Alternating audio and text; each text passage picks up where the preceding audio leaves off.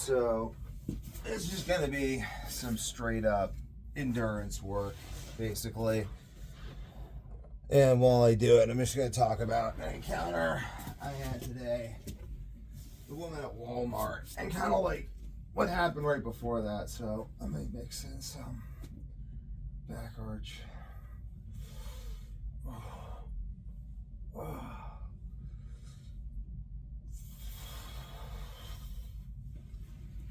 So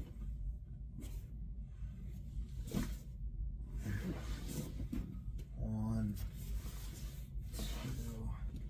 So basically, I had an absolutely excellent bowel movement today. And it's entirely the result of drinking a gallon of green tea a day. 3, 4. And taking chlorella. When the chlorella's out of my system, it stops working. So I take more chlorella, like I just did. More green tea. 6.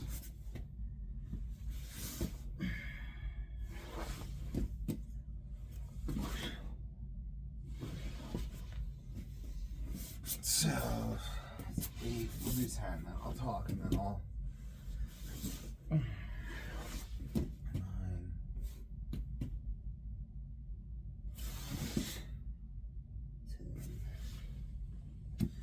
So, basically, she's like talking about low iron. She's saying she has low iron and she's diabetic and autoimmune, and steak is the only thing she can eat without having an autoimmune flare up. And she's like got like weird poops and stuff. This just started because I'm staring at the meat, and I just, to make conversation with other human beings, say, hey, so they say meat's all bad for you, but this is all I eat. And before I was dying from what they say is a fatal illness, but now I'm not dying, so I really don't think they know what they're talking about.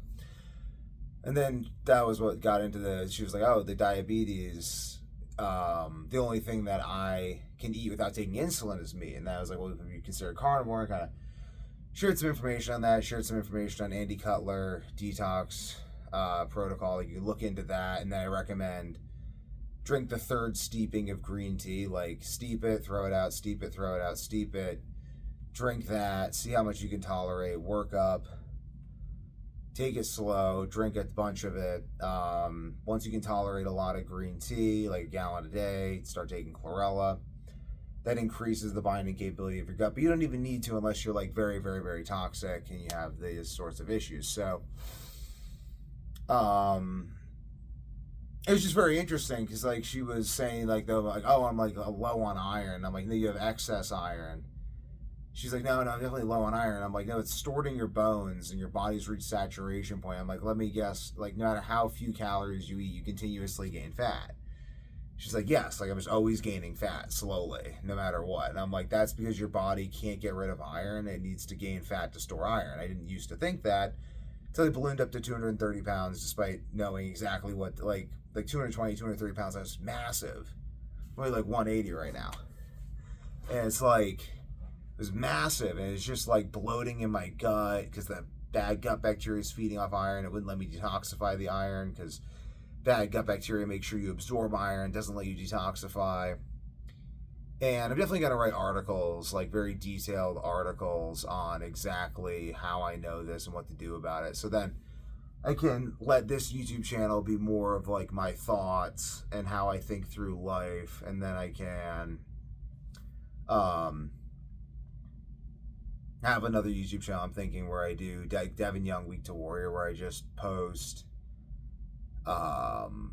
like specific like health, fitness, and high performance content, because this channel is like everything. This is just everything. This is like, my dad thinks of it as like my therapy. He's like, this is like your therapy. You do. I'm like, kind of, yeah.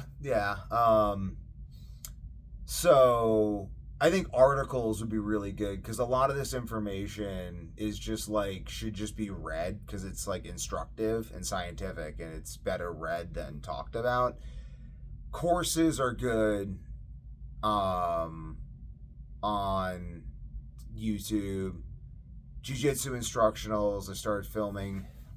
It's kind of a jiu-jitsu instructional, but not really. I mean, it is a jiu-jitsu instructional. It's just my own version of a jiu-jitsu instructional, where I basically, it's like how to train jiu-jitsu without being injured, without becoming injured. And that's basically what I focus on. Like, how do I actually get good at this thing without getting ridiculously injured?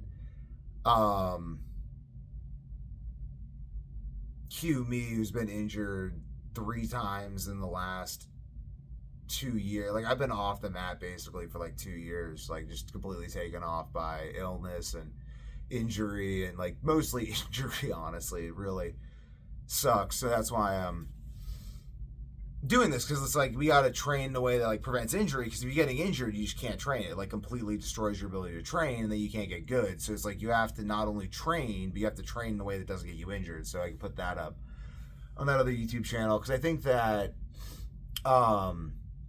like, again, I'm mapping the way ideas move through the culture, and I think that a more focused YouTube channel that's purely focused on, and I'm gonna leave this channel as it is, because it's just as I made it, and I may make a new version of the Insomnia course for the new channel, but I'm gonna leave everything on the way I did it, and then just continue backing it all up, and having a version ready to go if YouTube ever decides to boot me off. I can just upload all of it to Rumble. I can upload all to a private server or something. Like, I just, like, the value is the video. The value is, like, people are always going to want to know what people think about things. So if I have an audience, which I do, my audience, like, I don't know, let me know in the comments, like, if you would follow me to another platform, because like I don't plan on getting kicked off YouTube, but I kind of plan on getting kicked off YouTube. Like, I just think it's inevitable. I think there's a 0% chance I don't get kicked off YouTube.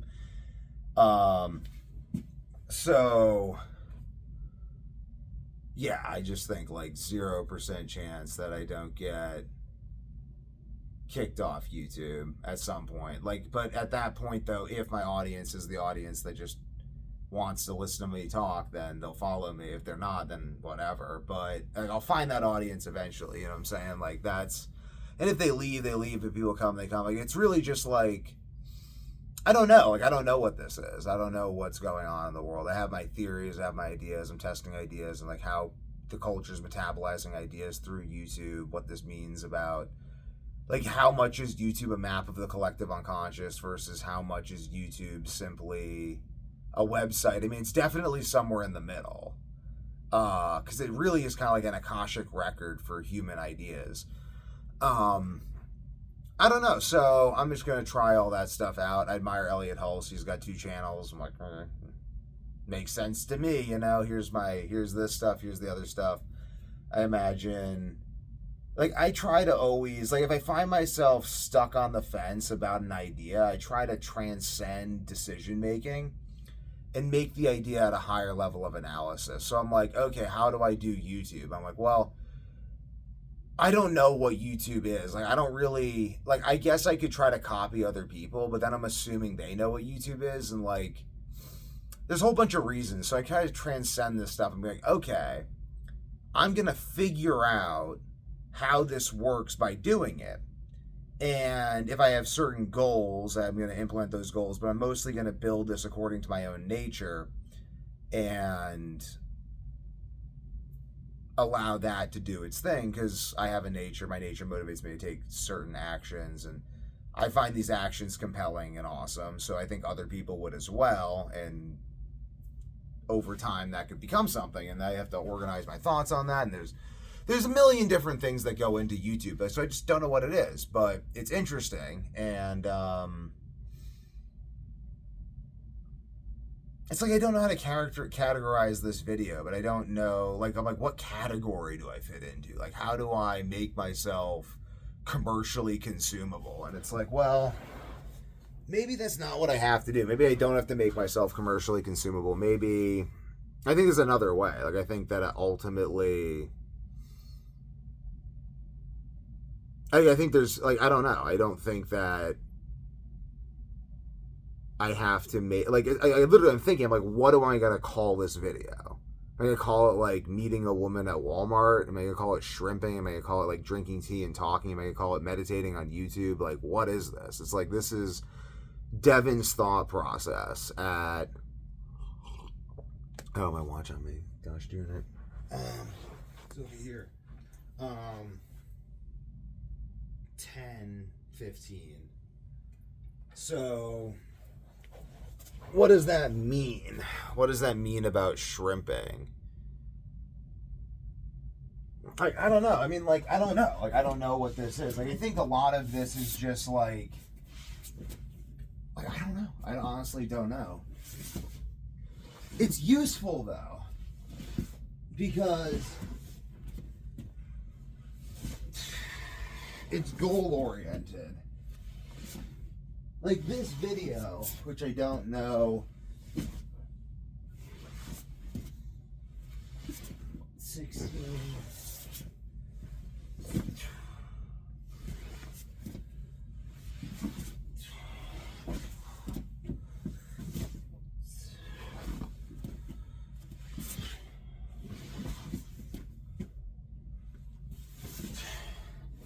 Because ultimately, I don't know. I mean, people like watch crap online. Like,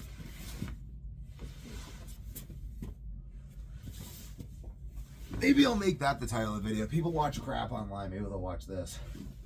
Because, like, people, like, Elliot Hulse used to make videos of him training. And, like, that's the thing. People are like, oh, make videos of me training. I mean, you can also be too comprehensible. I mean, look at the Santa Cruz guy. I like the Santa Cruz guy. I think the Santa Cruz guy and I should roll. I think that would really expand his repertoire. But I think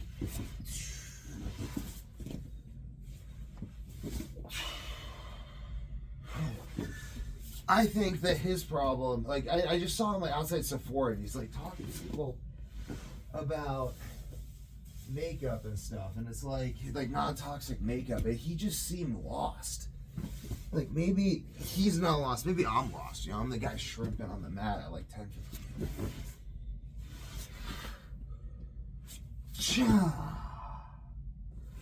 I want to really, right now what I'm working on is,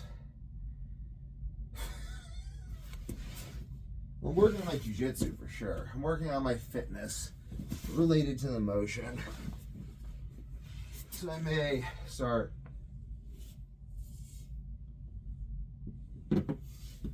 slowing the motion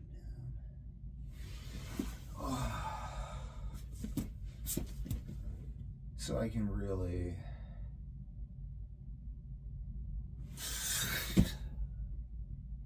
kind of feel it.